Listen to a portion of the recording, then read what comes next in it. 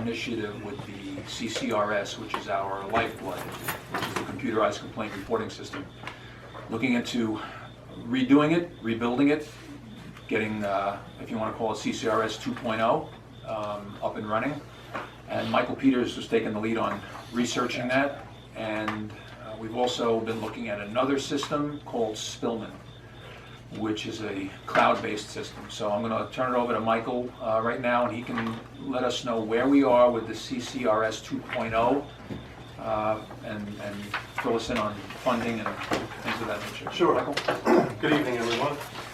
The board should have a copy of a brief summary of the budget that you folks approved, a total of $15,500 toward the CCRS 2.0 project.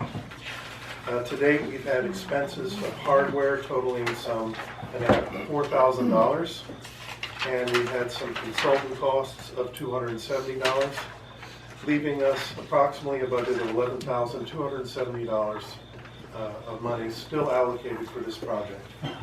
As time has evolved over the summer, we've found some other options to explore. The first is that we'd like to see if there are tech universities like Stevens or an Alabama Tech University that has graduate students who might be interested in taking on an initiative to help us at greatly reduced cost to build an application that would serve our needs. It may or may not be built on the FileMaker platform, which is the software that we currently use. The board had asked for a bidding process, so we sent out a request for proposal to 5 different vendors. We've received pricing estimates for 3 of them. Since it is a confidential process, I'm not going to cite the vendors in public at this time, but we do have bidding that ranges from $120 an hour to $180 an hour. Costs range from about $45,000 to $80,000 to implement the CCRS 2.0 application with a lot of enhanced functionality, which is, I guess, beyond the subject of this conversation. We've also looked at trying to see if we can divide the cost up, say, over 2.5 years, so that we have a cost to get, as the president put it, CCRS Lite available this year for maybe an investment of $25,000, and in 2018 we'd have an additional investment to get most of the functionality, and then on the last part, a smaller amount of money to get the final bid. So that's about 2.5 years to where we could allocate and stage the costing to reduce our initial upfront investment. We're still waiting to hear from the tech universities. You may know that they've just started up, so a lot of the professors are very busy. One professor, Dr. Joseph Morabito from Stevens, is the head of database research knowledge management. He's offered to look into this for us, but I can't report any numbers to the board this month. Hopefully I'd have them for next month.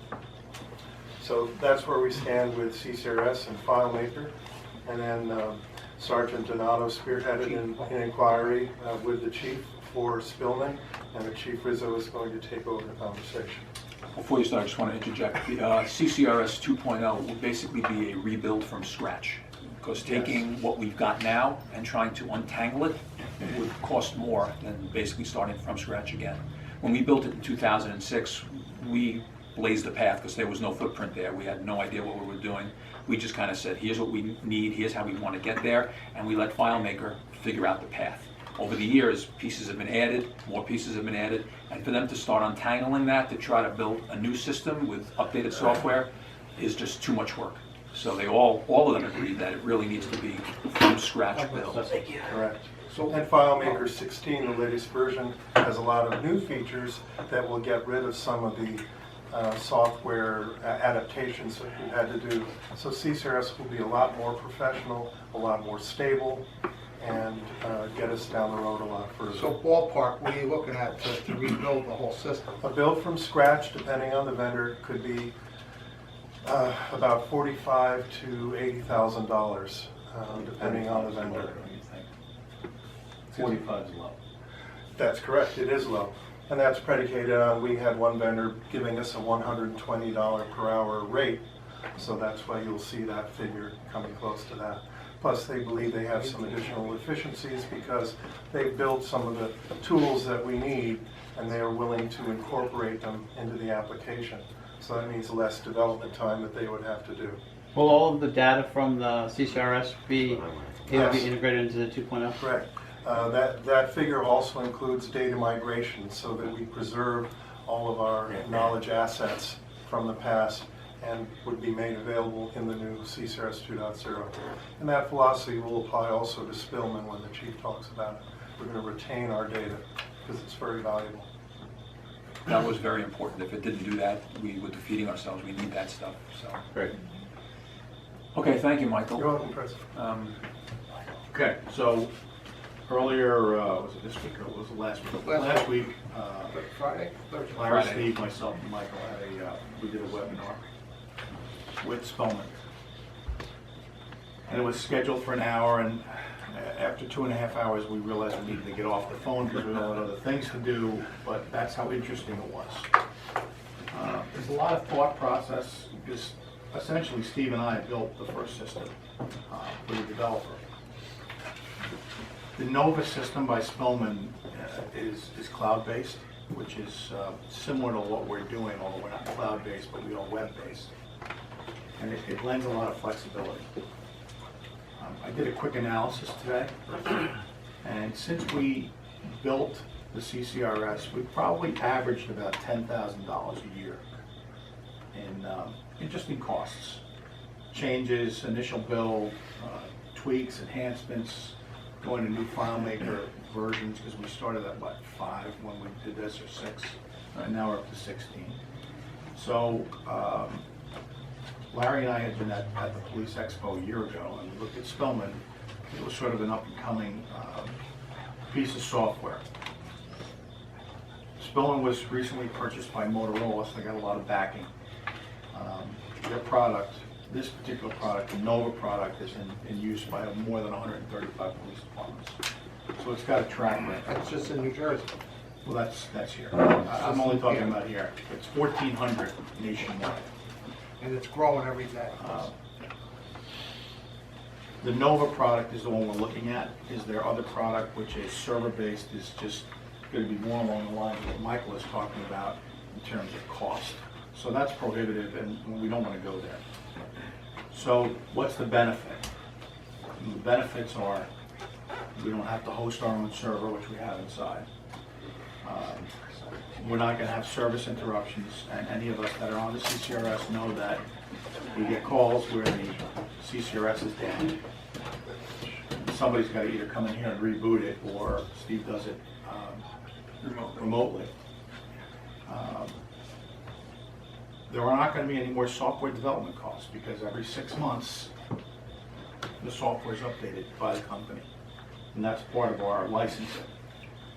Additionally, they will take suggestions throughout this every 6-month period for enhancements. So we might have some things that we want to see, and they might make it into the next version. System support by Spellman is sort of dedicated to a single manager customer service model. So if and when we run into trouble, we'll have that ability.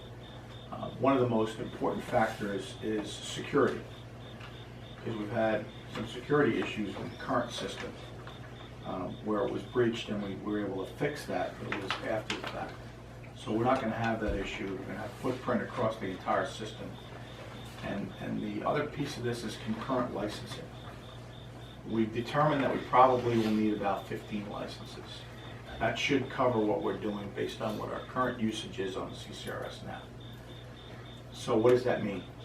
Well, it means that by negotiating for more licenses and lower money, we're going to probably spend about $10,000, $10,500. The counties currently are paying us, some counties are paying us $100 a month for their usage because they get more people. So this is directed at you too. Some are paying us $50 because they have less. There's two schools of thought. We would buy the license and dedicate a license to you guys, Or you would continue to pay what you're paying now or slightly more, and you're getting a fully enhanced system. Excuse me, was that $10,000 a year? Per year, Okay. per year. Your license fees.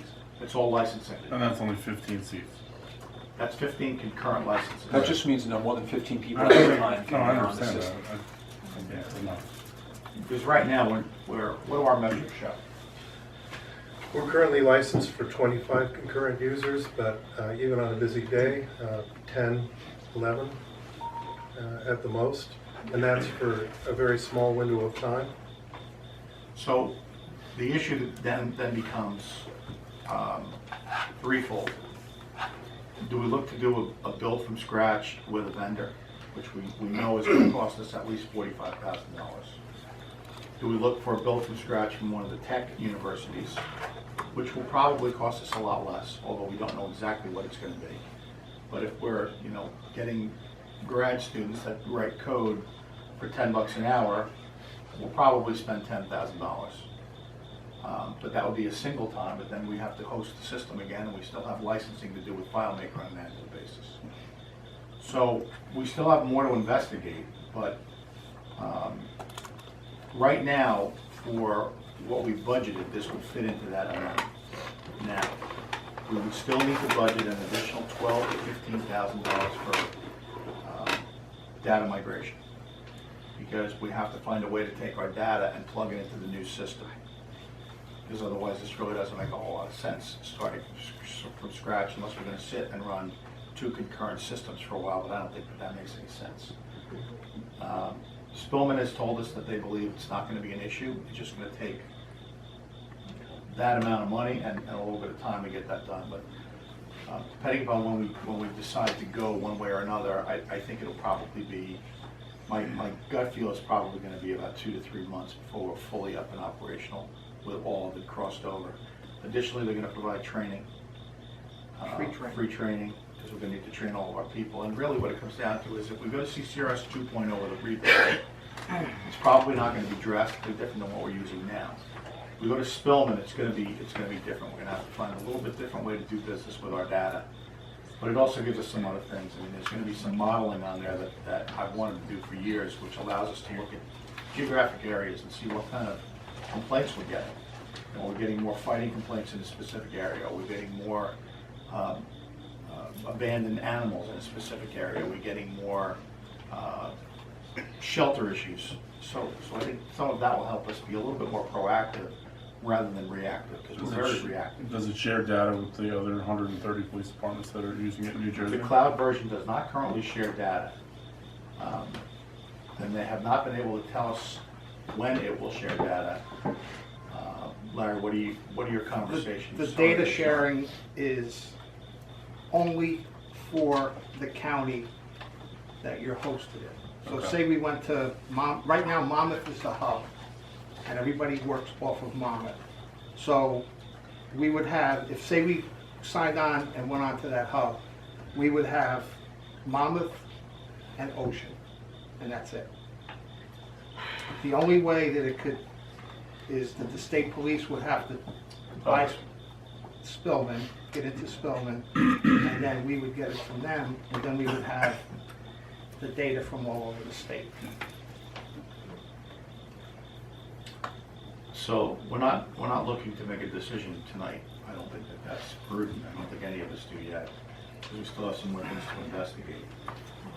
But I think that, if given my druthers, this is the way I would want to go right now, based on what we've seen. And we spent a lot of time looking through the system. We picked through it. We asked a ton of questions. I think you made some notes from that. Yes, and we are getting a test. Right, we're going to get test logins, and as Michael said, on first blush, it looks really good. Now the question is, when we test it, what are we going to find out? Because it's not going to be drastically different, and we can do a lot of the minor change things ourselves. It's intuitive enough where we can change drop-down menus.